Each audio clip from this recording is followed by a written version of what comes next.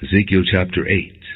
In the 6th year, in the 6th month, on the 5th day, while I was sitting in my house, and the elders of Judah were sitting before me, the hand of the sovereign Lord came upon me there.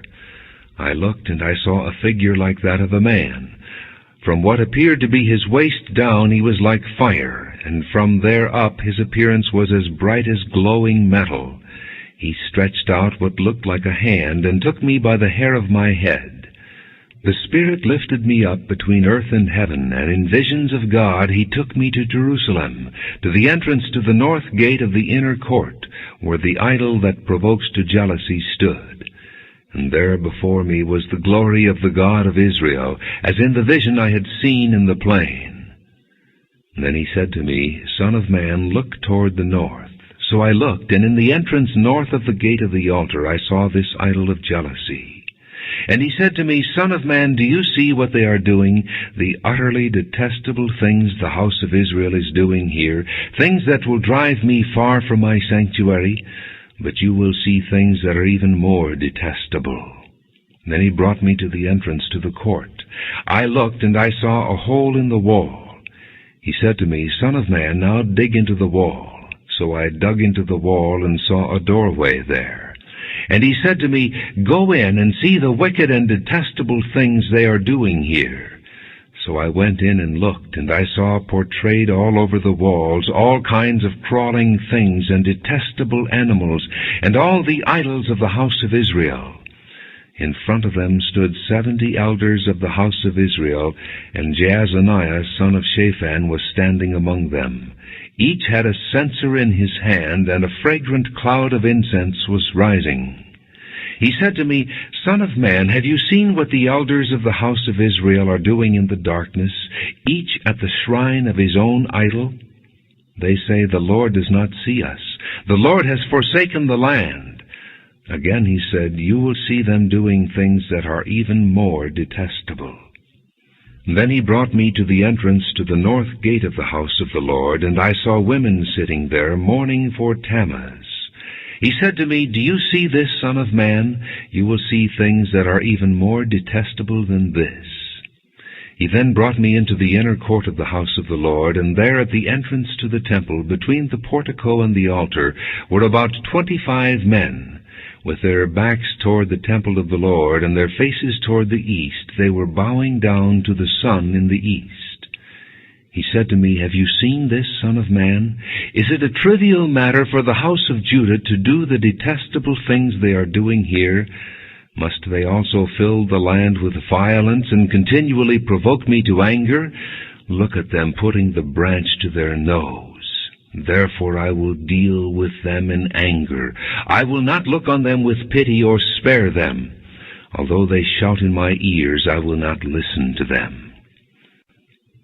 Ezekiel chapter 9.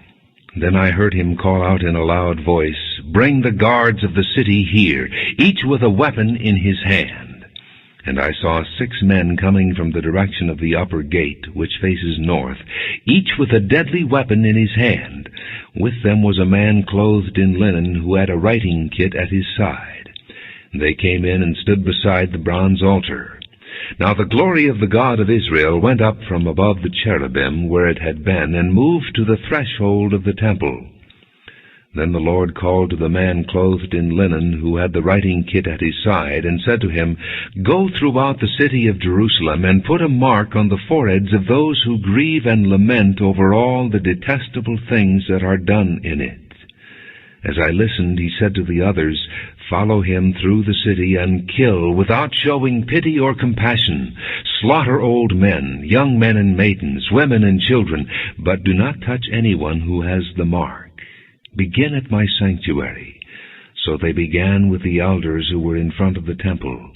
Then he said to them, Defile the temple, and fill the courts with the slain. Go! So they went out and began killing throughout the city.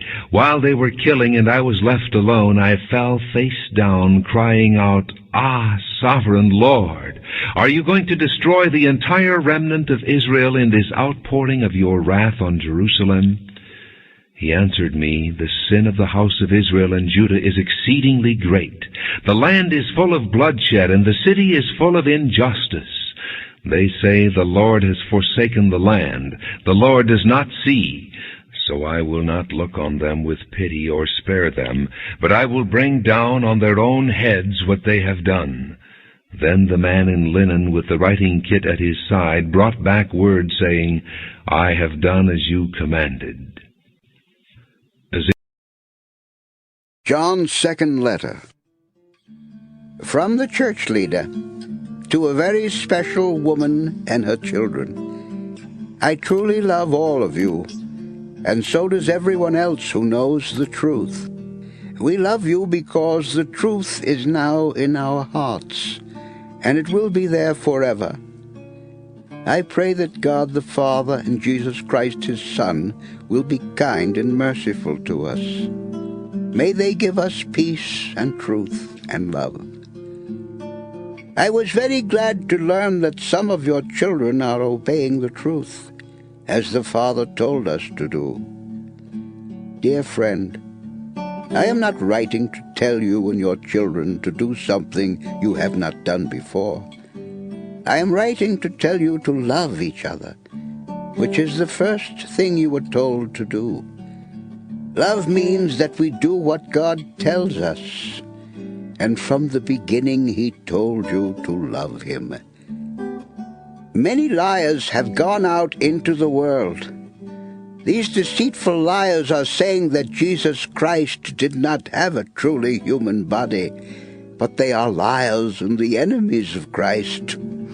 So be sure not to lose what we have worked for. If you do, you won't be given your full reward.